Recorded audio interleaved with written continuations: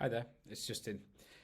Quite often asked by my clients about the best way to keep your records. So, say you're just a small sole trade business and you just need a little simple way of keeping your records on a spreadsheet.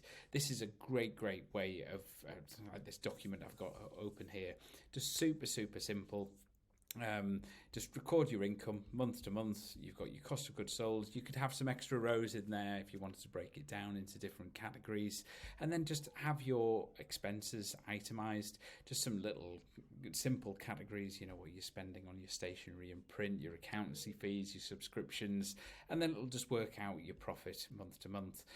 What you can't see, there it is our spreadsheet has a little recommended tax savings, so it just helps keep people right in terms of what they need to be putting to one side. It's just a rough rule of thumb. I think people who are self-employed get a bit concerned, I suppose, that they're not going to be saving enough for their tax. So it just gives them a rough guide.